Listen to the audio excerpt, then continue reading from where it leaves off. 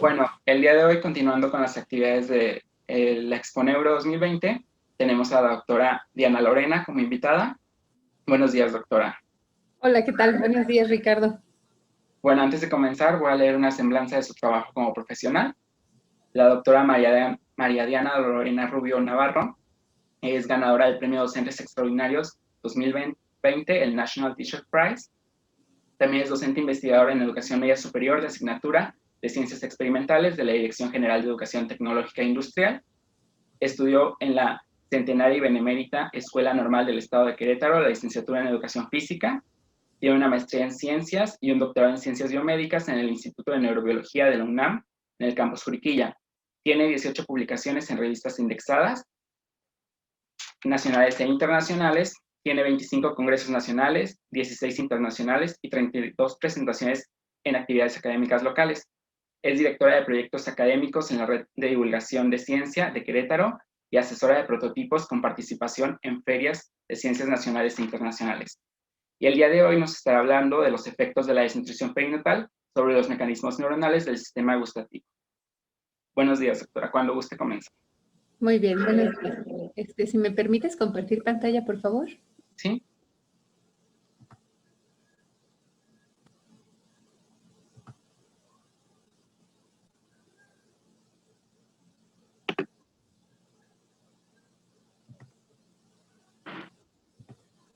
Bueno, Creo que ya se puede. No, todavía no puedo. Pero bueno, si quieres puedo comenzar. Vamos a platicar sobre los efectos de la desnutrición sobre el sistema gustativo. ¿Por qué vamos a hablar en particular del sistema gustativo? Bien, el sistema gustativo es un sistema muy importante que nos permite la sobrevida, porque es a través del cual nutrimos a nuestro cuerpo para mantenernos en óptimas condiciones. El sistema gustativo es un sistema quimiosensorial que, al igual que el sistema olfativo, detecta las señales químicas que están en el ambiente.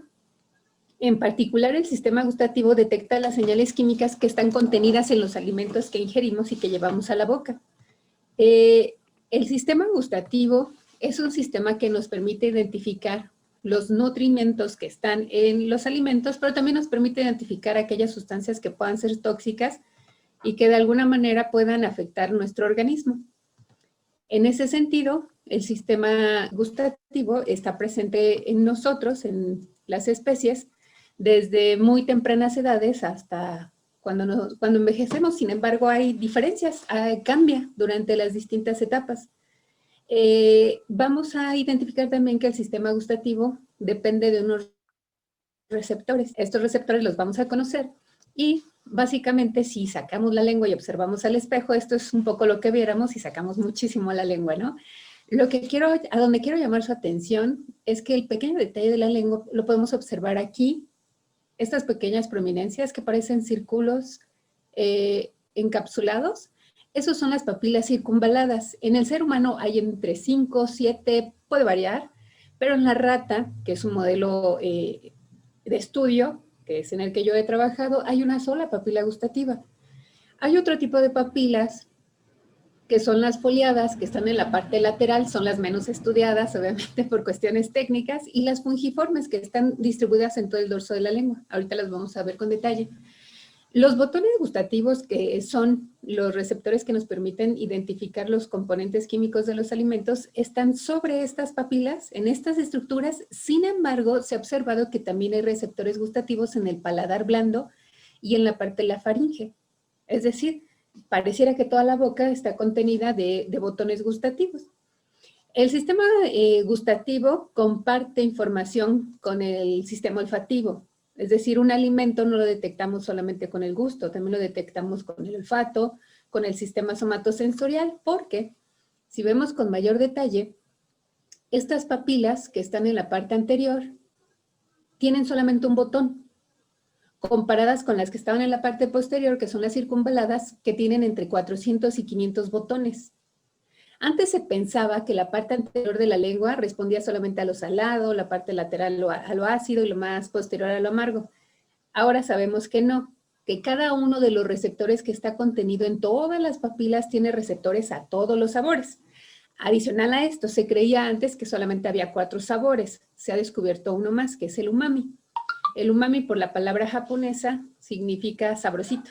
Y es lo que tienen muchos alimentos procesados, como las papitas, como todo eso que no podemos dejar de comer, contienen los alimentos procesados, contienen usualmente este sustituto, ¿no? Entonces, tenemos estas estructuras que son las papilas fungiformes, recuerden, con un solo botón, y las papilas circunvaladas entre 400 y 500 botones.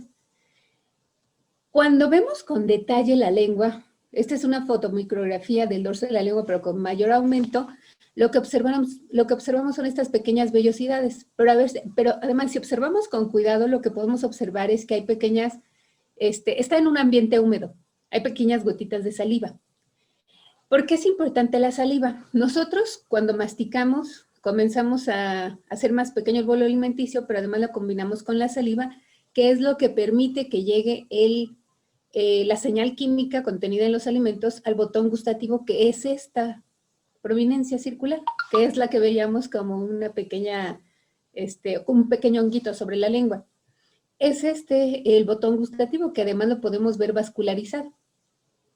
Este botón gustativo es el que contiene a los receptores gustativos. Sin embargo, está rodeado por estas pequeñas vellosidades, que voy a regresar a la anterior. ¿Qué es esto que está aquí?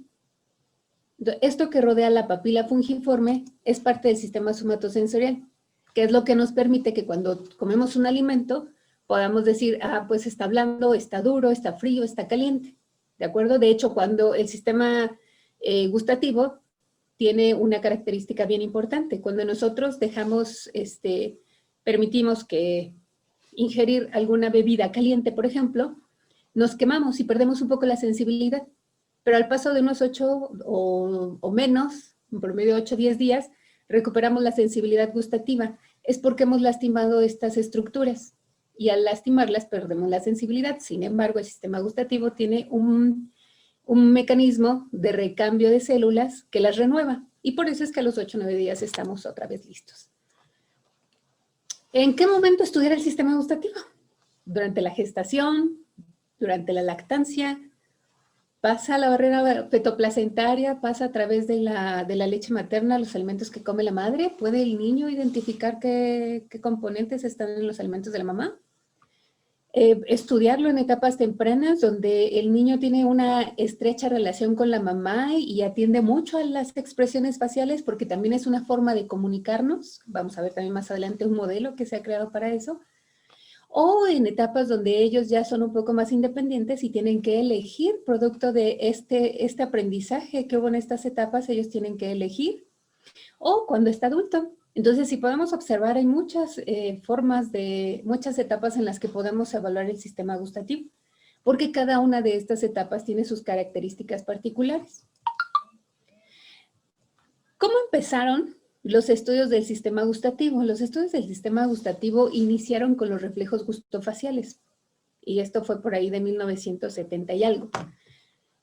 Si nosotros diéramos a las personas cierto tipo de alimentos, podríamos incluso identificar si le gusta o no le gusta, si es algo atractivo o si es algo que rechaza.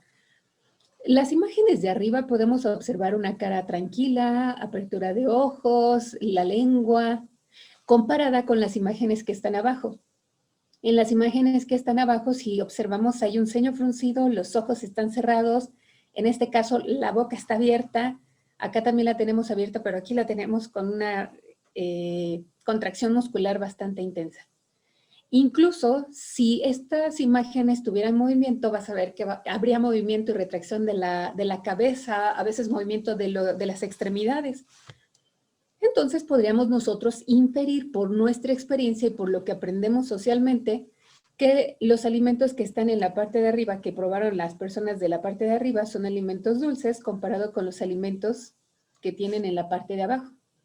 Y así es.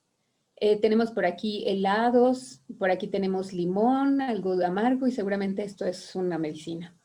Entonces esa es la forma en la que comenzaron a evaluar el sistema gustativo, a través de los reflejos gustofaciales. ¿En qué momento las comienzan a evaluar? En 1977 encontramos que hicieron esta evaluación en niños recién nacidos sin haber tenido experiencia previa. Entonces, ¿en qué momento está desarrollado el sistema gustativo? ¿Es al momento de nacer? Bueno, lo que hicieron es a los bebecitos acabados de nacer, les colocaron ciertas sustancias asociadas a estímulos dulces, ácidos o amargos. Y lo que encontraron es que efectivamente esas respuestas que veían en los adultos estaban presentes en los bebés al momento de nacer, sin experiencia previa. ¿Qué quiere decir? Que ya nacemos con estos reflejos y que se han desarrollado durante la gestación. Entonces aquí tenemos las respuestas de un bebé a un estímulo dulce, a un estímulo ácido y a un estímulo amargo. Y vean cómo para el estímulo amargo se mantiene la boca abierta, los ojos, bueno, aquí es un poco difícil por la complexión del bebecito, pero si ven acá, en el caso del dulce, la lengua es muy, muy clara. Cuando hacemos estas valoraciones en modelos animales, porque evidentemente hay cuestiones ya de si quieres saber qué concentraciones se identifican a temprana edad, si quieres saber algunas otras estructuras que están involucradas, pues no lo podemos hacer en los seres humanos por cuestiones bioéticas, pero comenzamos a utilizar los modelos animales. ¿Qué modelo animal podíamos utilizar? Bueno, se comenzaron a utilizar borregos, algunas ratones, ratas, changos también se comenzaron a utilizar, pero lo que se quería probar es que realmente esas respuestas gustofaciales, que además son reflejos, estuvieran presentes en esos modelos animales y lo que tenemos es que efectivamente sí están presentes. Entonces, cuando aplicamos un estímulo dulce, tenemos aquí la respuesta y en el caso de la ratita es bien característico porque comienza a sacar su lengua y comienza como a lamerse los labios. Es bien característico. Entonces, y también sucede desde pequeñitos. La ratita chiquitita también le colocas sacarosa y también comienza inmediatamente a sacar su lengua. Se ve muy, muy curiosa. Pero cuando colocamos quinina, que es un estímulo amargo, entonces lo que observamos es la apertura de la boca. Esta apertura de la boca es muy constante. Cuando tomas algo amargo, la quinina es un estímulo que incluso produce náuseas en concentraciones muy altas. Es muy, muy amarga. Y lo que observamos es una respuesta triangular que se le llama en inglés gape.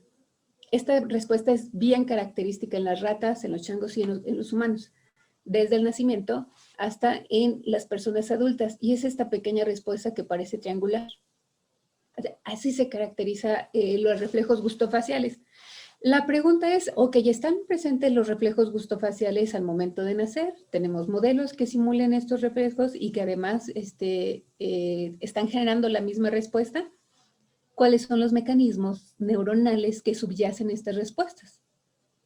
Si están al momento de nacer, quiere decir que las estructuras relacionadas con todas estas respuestas conductuales están presentes y se desarrollaron durante la gestación.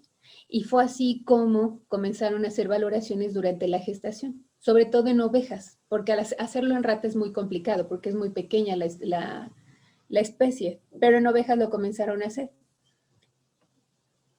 Lo que observaron es que efectivamente el sistema gustativo se comienza a desarrollar desde que estamos en el vientre de la mamá y que las sustancias químicas que ingiere la mamá pueden traspasar la barrera fetoplacentaria y pueden llegar hasta el bebé. Estas respuestas, porque también se han hecho valoraciones a través de colocar sustancias con ciertos sabores en la barrera fetoplacentaria, pero en el caso de las ovejas, y hay mayor o menor movimiento dependiendo del estímulo que tú coloques. Estas mismas respuestas se han encontrado también en los pequeñitos. No voy a platicar de ellos, pero sí quiero comentarles que el sistema gustativo es un sistema que para el ser humano es bien importante durante la gestación y en las primeras etapas de desarrollo, sobre todo porque tiene una estrecha relación con la mamá. Y sí, efectivamente, lo que no le gusta a la mamá es altamente probable que no le guste al niño. Muy bien. Ahora, ¿de qué depende todo esto? Bueno, depende de estructuras que están en el cerebro, que vamos a ir viendo poco a poco, y depende efectivamente de los genes, pero también hay factores epigenéticos como la desnutrición que alteran estas respuestas. Vamos a ver cómo es que les alteran, ¿cómo consideramos la desnutrición? Pues la falta o el consumo excesivo de alimentos. Entonces, no necesariamente una persona que sea delgada está bien nutrida, no necesariamente una persona que esté con sobrepeso está bien nutrida. Nosotros lo que hacemos es utilizar estos modelos de la rata en particular para conocer sobre el aprendizaje social y la preferencia de alimentos en las etapas tempranas de desarrollo, porque hemos visto que es fundamental estos aprendizajes de asociación a los alimentos en estas etapas, es fundamental para cuando ellos toman decisiones cuando son adultos, cuando tienen que elegir entre alimentos. Entonces, el sistema gustativo también tiene un componente social, que en el caso de las ratas y en el caso de los changos, por ejemplo, lo que tenemos es que la información se puede transmitir de una rata a otra o de un congénere a otro. Y lo que tenemos es que esto atiende a señales olfativas que están relacionadas con bulbo olfatorio y con estructuras que combinan información con el sistema gustativo, de tal manera que algo que yo no he probado, si lo huelo en otro de mis compañeros, puedo, sin tener experiencia previa cuando estoy para elegir entre dos alimentos, puedo elegir el que él ha ingerido. Este es un mecanismo de sobrevivencia. Nosotros como seres humanos pues tenemos todo disponible en nuestras casas y nosotros decidimos qué es lo que está en la casa y qué es lo que llevamos a la mesa.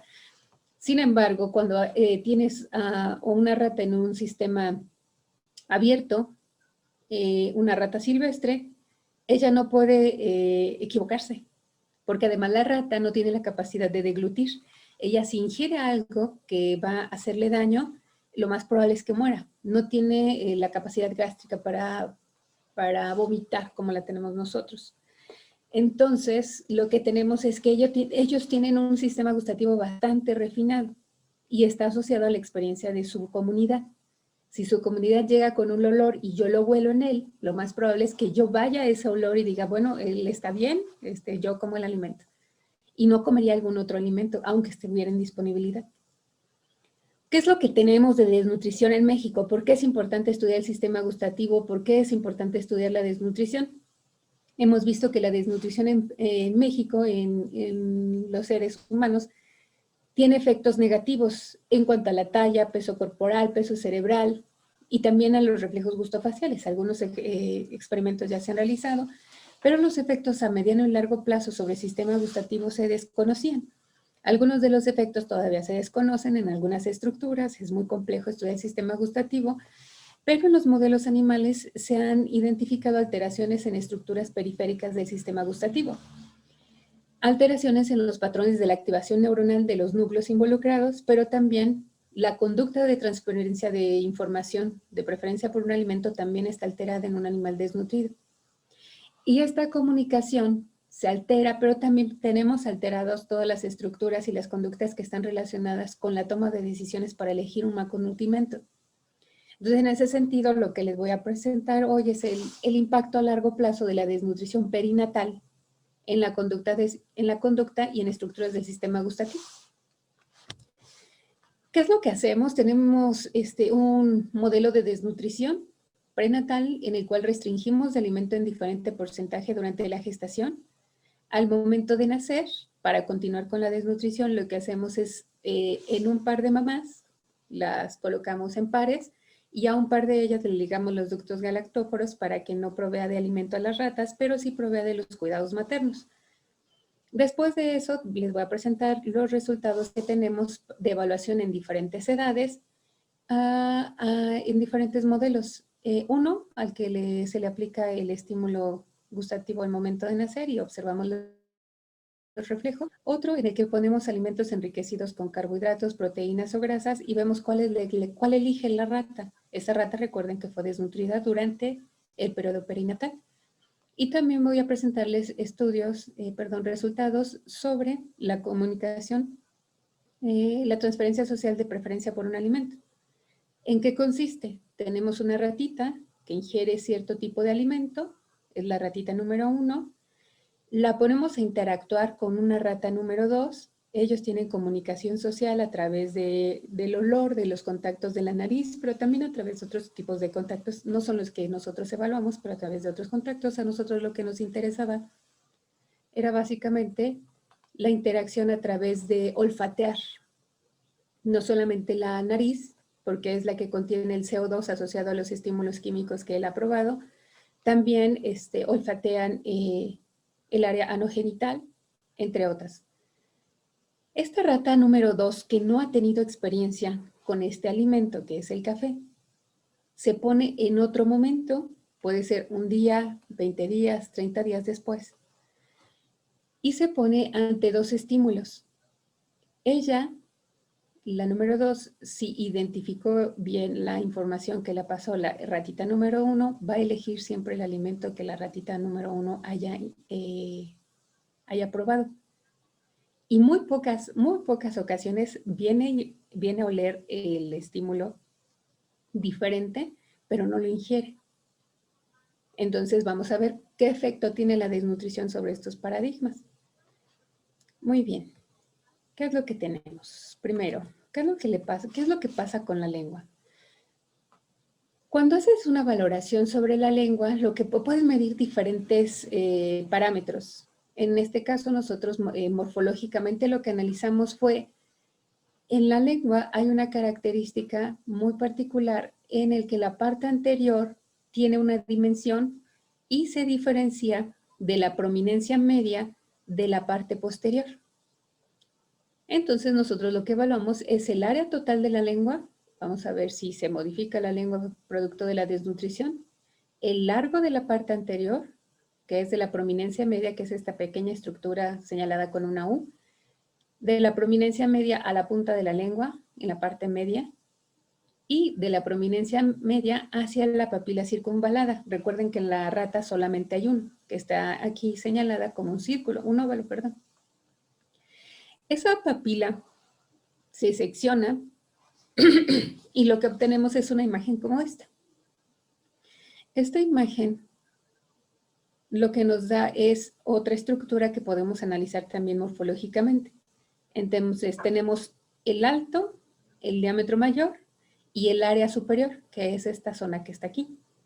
Y vamos a ver cómo se afecta por la desnutrición. Entonces lo que tenemos como resultado es, la talla en los animales, es decir, nuestro modelo de desnutrición es efectivo, el peso corporal disminuye, el peso cerebral también. El cambio depende de la edad, a los 30 días es más marcado, estas son ratitas de 30 días, obviamente como van creciendo, la diferencia es más significativa. Aquí tenemos los resultados para la lengua. Y si vemos, en un primer momento, y si la vemos de manera gruesa, no hay diferencias significativas. Y aquí lo observamos. Esta es la lengua de una rata control y esta es la lengua de una rata desnutrida. Cuando hacemos un enfoque hacia la papila circunvalada, pues se mantiene la forma. En la desnutrida la forma comienza a cambiar. No está tan ovalada y vean la dimensión que está aquí. La morfología se altera. Bien. Ahora vamos a ver las valoraciones. Vamos a ver en números qué es lo que pasa. Tenemos aquí diferentes gráficas en distintas edades, 12, 20 y 30 días. En oscuro están los grupos controles, en gris están los grupos desnutridos y el asterisco representa diferencias significativas. Para el caso del total de la lengua hay diferencias significativas en las 3 edades. Recuerdan que pareciera que a grosso modo no se ve, pero cuando haces la valoración del área total sí hay una diferencia. Cuando vemos si la lengua es diferente en la parte anterior de la parte posterior, pasa algo bien interesante.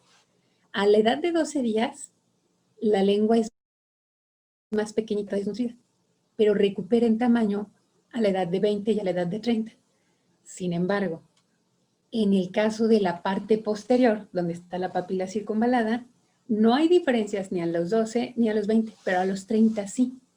¿Qué quiere decir? Y se ha observado a través de otros experimentos que la lengua tiene diferentes patrones de crecimiento. Es decir, no es que crezca toda la lengua, sino que crece primero la parte posterior y después se alarga en la parte anterior. Entonces, si observamos, las diferencias sí están presentes en la parte anterior a los 12 días, pero como pasa el desarrollo, se compensan y tienen el mismo tamaño en la parte anterior. Pero en la parte posterior no. Es decir, la parte posterior queda más pequeña. Es un dato muy importante porque para el caso de las ratas que solamente tienen una papila circunvalada, el área o el espacio en el que está la papila circunvalada se ve afectado. No solamente eso, sino que la papila circunvalada en el caso de las ratas tiene mayor cantidad de receptores a estímulos amargos. Y recuerden que la rata no tiene la capacidad de vomitar. Entonces sí es muy importante y está alterado. Bien, vamos a ver otras. Cuando hacemos el análisis de la papila circunvalada, de esa que está al final, y la extraemos, hacemos un corte a la mitad, lo que observamos es esto. ¿Qué es lo que tenemos aquí? Bueno, la imagen nos muestra fotomicrografías tomadas con microscopía, pero con la técnica de hematoxilina oecina en ratas en desarrollo. Las dos primeras líneas son de 12 días, las siguientes 20 días, las siguientes son 30 días, y lo que tenemos de aquí es la papila, un acercamiento de esta zona de la papila, que es la hendidura, y acá tenemos un acercamiento mayor de las estructuras que son los botones gustativos. ¿Qué es lo que encontramos? Bueno, lo que podemos observar aquí es la forma bastante clara de las papilas en todas, es decir, la morfología en términos generales no se ve afectada. ¿Qué es lo que sí se ve afectado? Vean aquí, en el caso del control, el espacio epitelial que hay donde están inmersos los botones es mayor comparado con el desnutrido. Si hacemos un acercamiento, aquí está el botón y comparado con estos, vean, los botones están distribuidos de manera desorganizada. Pero además son botones muy pequeñitos. Eso es a la edad de 12 días. A la edad de 20 días, observen aquí los botones bien organizados. Aquí están los botones. Cuando los observamos a mayor detalle, aquí tenemos a los botones y vamos a ver a los desnutridos. Otra vez, el espacio del epitelio que contiene los receptores es menor. Aquí tenemos dos botones. Aquí tenemos a la rata desnutrida. Vean cómo están delgaditos comparados con los botones del control. Y a la edad de 30 días, vean. Aquí tenemos los botones del desnutrido que están pequeñitos. Vean la cantidad de células que hay en un botón. Aquí están, comparado con el control. Vean la cantidad de células que hay aquí. ¿Qué son estas células? Estas células son las que realmente tienen los receptores. Dame un segundito. Luna, ven. Perdón, es mi perrita. Aquí tenemos a la cantidad de botones gustativos y eso sí está alterado. Esos botones son los que contienen los receptores. Recuerdan que yo les decía que los estímulos químicos al masticarlos comienzan a combinarse con la saliva para que puedan penetrar y llegar a los receptores. Estos son los receptores gustativos. Penetran a través de un poro gustativo. Si ese poro no está abierto, no hay transferencia de la información. No podrías identificar qué es. Ahora, cuando evaluamos eso, si tú tienes un botón gustativo con un poro abierto, significa que ese botón gustativo está maduro. Esta tabla registra el número de botones, pero en punteado oscuro está el total de botones de toda esa estructura, toda. Cada corte fue evaluado. El poro, esta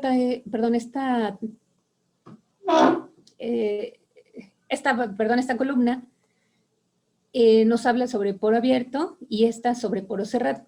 Aquí tenemos el grupo control y el grupo desnutrido. Se evalúa en los 20 y 30 días porque es difícil evaluarlo a los 12.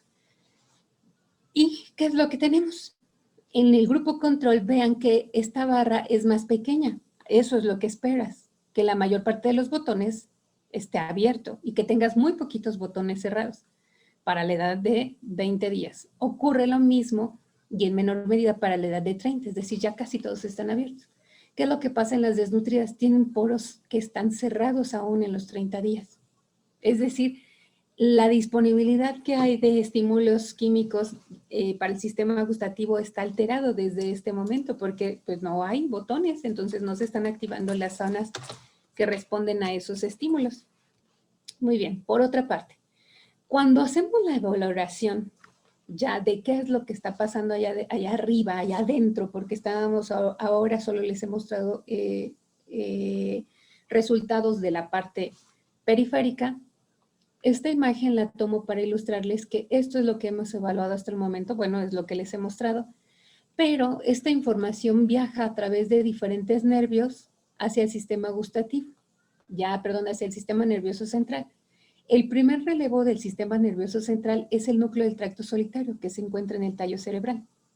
El núcleo del tracto solitario recibe de manera organizada la información proveniente de la parte anterior y de la parte posterior, es decir, llegan a diferentes zonas. ¿Qué es lo que tenemos aquí? Esta es una técnica que usamos para identificar la actividad neuronal, que es la técnica de CENFOS. Colocas un estímulo y lo que observas son las neuronas que han sido activadas en función de ese estímulo. Y tenemos fotomicrografías del núcleo del tracto solitario, de esta zona, de la zona rostral y medial. Y lo que tenemos es, este estímulo fue el agua, este fue el cloruro de sodio, que no hay diferencias muy significativas, pero cuando colocas sacarosa sí hay más neuronas activadas. Y cuando colocas quinina, bueno, la cantidad de neuronas que se activa mayor y se activa más hacia la zona medial, comparada con las zonas más laterales. Entonces, por una parte, el núcleo del tracto solitario recibe la información de la parte anterior en la parte más rostral y la parte más posterior en la parte más caudal. Tiene cierta relación anatómica la parte caudal con todo lo que tiene que ver con náusea. De hecho, está muy cerca del área postrema que tiene comunicación con el fluido cerebral. Entonces, en ese sentido, está muy relacionado con estos reflejos que nos permiten vomitar. Si hay algo que nos hace daño y algo que no nos gusta, inmediatamente nos generan estos reflejos. Bien, ahora, estos patrones también de si se activa más la zona lateral o la zona medial, también están asociados con los siguientes relevos en la vía. En el caso del sistema somatosensorial se ha identificado que hay una organización topológica y en el sistema gustativo se desconocía si había una organización topológica. Ahora, esa organización topológica que está asociada a las características de los estímulos que se colocan, nos está indicando aquí que sí hay una organización. En la zona más rostral y lateral se encuentran las neuronas que responden a estímulos dulces y en la zona más caudal y medial las neuronas que responden a los estímulos amargos. Ahora la pregunta fue, ¿esta respuesta está presente al momento de nacer o se modifica? ¿Qué es lo que encontramos? Este es el núcleo del que les hablo, el núcleo del tracto solitario, si hiciéramos un corte medial. La parte más rostral recibe la información de la parte anterior de la lengua y la más caudal recibe la información del área de la parte posterior y aquí está el área postrema que les comentaba.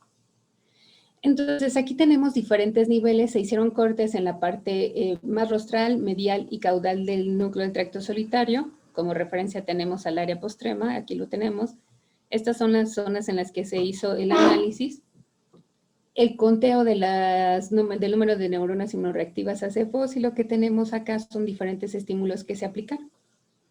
Entonces, dependiendo del nivel, es decir, qué tan rostral o caudal está, tenemos que la quinina responde más en las zonas más mediales y caudales. Y es lo que esperábamos a los 5 días.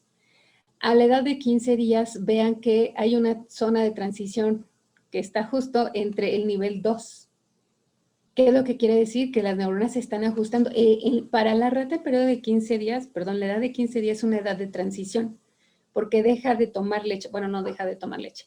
Además de tomar leche, comienza a probar los restos de las heces de la mamá. Comienza a probar también los restos de los alimentos que caen a su jaula. Entonces, en ese sentido, la rata está en un periodo de transición de alimento que nada más era líquido a través de la leche a alimento sólido. Y aquí está mostrado.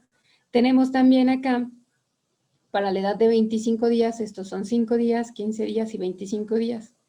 En la edad de 25 días, la respuesta vuelve a bajar para el caso de la quinina. Si observamos el patrón de la respuesta de la sacarosa, pues se expresa más en la parte rostral comparada con la parte caudal y no hay diferencias a la edad de 15 días. Las diferencias significativas están acá, en la respuesta a los estímulos amargos. Y aquí también, si observamos a la sacarosa, pues hay también un patrón bastante característico que se mantiene en las 3 etapas. El patrón que sí se modifica es el de los estímulos amargos.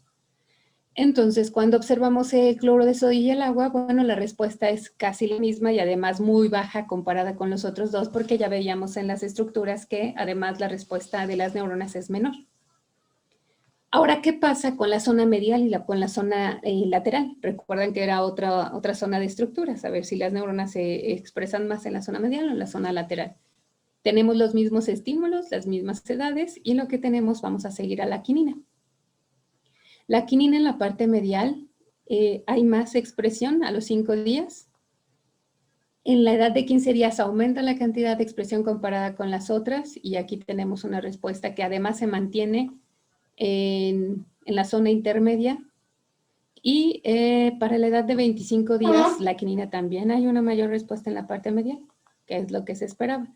Pero si se fijan, la edad de 15 días otra vez vuelve a tener una respuesta significativa comparada con las otras edades. Es decir, este es un periodo, la edad de 15 días es un periodo importante que también se refleja en la actividad neuronal. Si evaluamos, si seguimos la respuesta de la sacarosa, bueno, mayor respuesta en la parte lateral, y para la edad de 25 días es el patrón muy similar al adulto. ¿Qué es lo que entonces encontramos? Bueno, pues lo que encontramos fue que efectivamente el patrón topológico que se había mostrado en los adultos está presente en las ratas al momento de nacer, pero la edad de 15 días es una etapa de transición importante que se ve reflejada en la actividad neuronal y que se organiza para la edad de los 25 días. No hemos hecho evaluaciones más adelante, pero lo más probable es que ya sean respuestas muy similares a las de un adulto. Ahora, ¿cuáles son ahora ya estamos ahí? Ya sabemos que se activan las neuronas, ya sabemos que están presentes al momento de nacer. ¿Qué es lo que pasa? ¿Qué tipos de neuronas son las que responden? Bueno, hemos hecho valoraciones con los tipos de neuronas asociados a CFOs, a GAT, para saber cuáles son los tipos de neuronas y bueno, pues hemos encontrado colocalizaciones de las neuronas que son activadas con las neuronas que producen algunos neurotransmisores como la tiroxina hidroxilasa, que es precursor de un neurotransmisor, y aquí tenemos también una colocalización con GAD, que es el precursor de GABA. En esta zona el sistema gustativo es un sistema altamente controlado por la interacción que tiene con otras estructuras. En la etapa temprana recuerdan que habíamos visto los reflejos gustofaciales. Estas zonas que están aquí en la parte más caudal del núcleo, y lo podemos ver porque está aquí ya muy cercana al área postrema, son las estructuras que tienen relación con la formación reticular. Y la formación reticular también es la responsable de los reflejos gustofaciales. En ese sentido, hay muchas estructuras que se deben de analizar todavía, muchos neurotransmisores que están implicados, pero al menos esos dos son los que comenzamos a explorar. Ahora, ¿qué pasa con el consumo? Una vez que dejas crecer a estas ratas que fueron desnutridas, ya vimos que se altera la lengua, ya vimos que hay una alteración en las neuronas, hay una alteración en la cantidad de neuronas. ¿Qué es lo que pasa cuando son adultas? Las dejemos crecer y ¿qué pasa? Bueno, lo que tenemos es que el consumo de grasa en las ratas desnutridas cambia. Es decir, cuando ellas las pones en esta jaula con el alimento enriquecido, las ratas que son desnutridas consumen mayor cantidad de alimento enriquecido con grasa, considerando que es bien complicado poder cambiar la conducta de alimentación de una rata. Entonces, en ese sentido, encontramos ahí un resultado bastante interesante, porque los efectos que tengas los efectos que genera la desnutrición durante la etapa perinatal, porque fue la etapa en la que las desnutrimos, los efectos se mantienen a mediano plazo, ya vimos 5, 15, 25 días, pero también a largo plazo, no solamente en la lengua, sino incluso estas alteraciones en las estructuras modifican la conducta de elección y de preferencia de un alimento. Entonces, eso es bien interesante porque cuando las ponemos a interactuar, recuerdan ahora el otro modelo, donde las ponemos a interactuar para ver cuál es la que elige, tenemos aquí al grupo desnutrido y al grupo control. Aquí tenemos la fase 1. La fase 1 es donde están solitas. La fase de interacción, los contactos de la cabeza. Vean, las ratas desnutridas tienen menos contacto con sus congéneres durante la fase de interacción, ya cuando están las dos ratitas juntas. Y en la fase 3, vean qué es lo que ocurre con los alimentos. En el caso del grupo control, pues ingiere más la canela, que es la que ella conocía, pero en el caso del grupo desnutrido, el alimento que ingieren se ve alterado. Entonces, hay una alteración no solamente de la interacción social, sino de lo que eligen. La ratita desnutrida, perdón, la ratita control, hablemos primero de la control, cuando está en el momento de elegir uno de los dos alimentos, ella va y los huele y cuando identifica que el olor de la compañera se queda ahí, lo consume, sí va al otro, pero va a menor cantidad de veces y permanece más tiempo y consume más alimento aquí. En el caso de la rata desnutrida, viene aquí, viene, huele, se va, huele no lo consume, pero permanece tiempo ahí, regresa, está oliendo, come un poco, viene, prueba entonces está alterada esa toma de decisiones por mecanismos neuronales que alteró la desnutrición en las etapas tempranas. ¿Qué es lo que podemos concluir? Que la desnutrición afecta componentes básicos del sistema gustativo necesarios para producir las respuestas tempranas. Estas alteraciones pueden interferir con la integración de señales gustativas, que ya lo veíamos, que es a partir de los receptores gustativos. Hace falta identificar qué es lo que pasa en las fibras aferentes, porque ya hablamos qué es lo que pasa en el receptor. Ahora, cómo el patrón de respuesta de las fibras aferentes está alterado. Ese es un área de oportunidad que no hemos explorado. También observamos que la desnutrición interfiere con el aprendizaje temprano de los sabores, altera los aspectos tónicos de los estímulos gustativos y esta información es importante para conocer los daños sufridos en etapas tempranas. Y estos daños pueden conducir a efectos permanentes afectando la conducta de ingesta, que esto es lo realmente relevante. Es decir, estos efectos que podemos tener, los efectos negativos de la desnutrición permanecen a largo plazo y se ven reflejados en la conducta de ingesta de un adulto. Entonces ahí es donde ya podríamos argumentar una serie de cosas extraordinarias sobre la importancia de tener buenos hábitos alimenticios durante estas etapas tempranas para que se vean reflejadas en la conducta de ingesta, en la selección de un alimento cuando somos adultos. Y bueno, pues hasta aquí dejo mi participación. ¿Tienes alguna duda?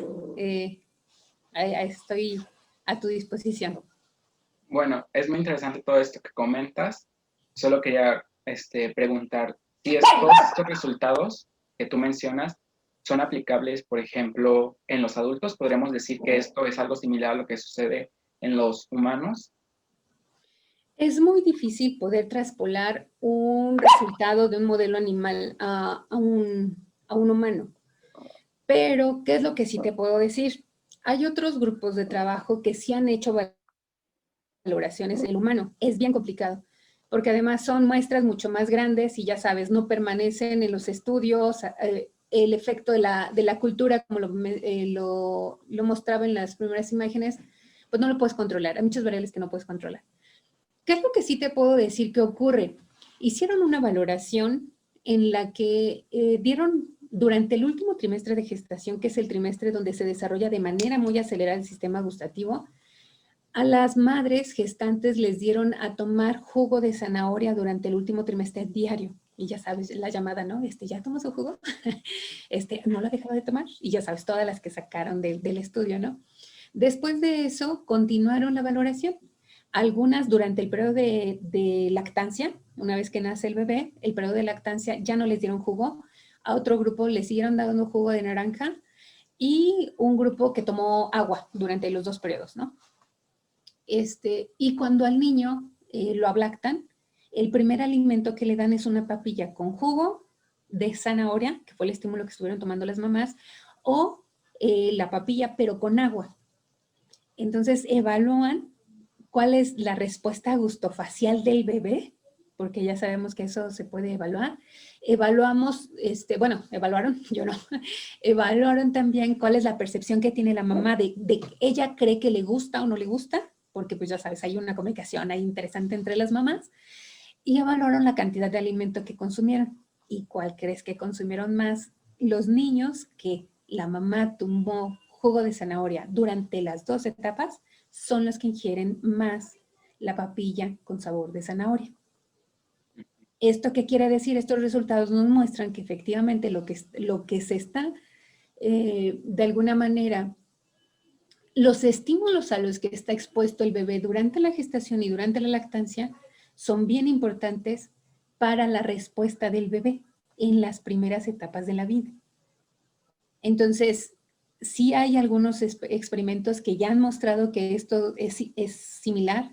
Hay muchos experimentos, muchos trabajos actualmente que están haciendo lo propio en el sistema gustativo para el caso de los humanos. Sin embargo, es complejo poderlo traspolar directamente, que es lo que nos dice también un poco la experiencia, pues que efectivamente cuando una mamá le da papilla a un niño, pero además le da papilla que le gusta a la mamá, muy probablemente le gusta al niño. Si la mamá le está dando chayote y a la mamá no le gusta, la mamá va a decir, es inevitable, ¿no? Y esta es una comunicación que le estamos dando al niño. Entonces, estos efectos lo más probable es que puedan ser similares porque además tenemos estructuras similares, tenemos periodos de desarrollo similares, tenemos conductas que ya les he mostrado que son similares, entonces es altamente probable que esté sucediendo algo muy similar. Si tú te vas a zonas donde hay alto grado de marginación, que hay desnutrición, pero además hay obesidad, tú lo que encuentras es que la preferencia de los alimentos de ellos es hacia alimentos ricos en calorías o ricos en grasas. No podría decirte que es un mecanismo similar a esto, pero lo que sí puedo decir es que sí es algo que se pueda observar. Entonces, estos modelos nos ayudan a entender o tratar de interpretar qué es lo que está pasando en el sistema nervioso central para que se den estas conductas. Bueno, al final también sería parte de algo evolutivo, ¿no? El consumo de alimentos por parte de la madre afectaría a los que consumiría la progenie, pues por un tema evolutivo. Si la madre ha estado en perfecto estado durante toda su vida consumiendo esos alimentos, pues al final la cría lo que va a hacer desarrollar un sistema de consumo de alimentos similar. Así es. Sí, sí, y en el sistema gustativo es un sistema muy, muy complejo, porque recuerdan que inicié diciéndoles que es vital para la sobrevida. Imagínate todas estas señales que tenemos al colocar un alimento sobre la boca, es un disparo de potenciales de acción de las fibras aferentes, pero además llegan al núcleo del tracto solitario. En el núcleo del tracto solitario hay una arborización hacia el mismo tallo cerebral, que es lo que genera los reflejos a través del núcleo del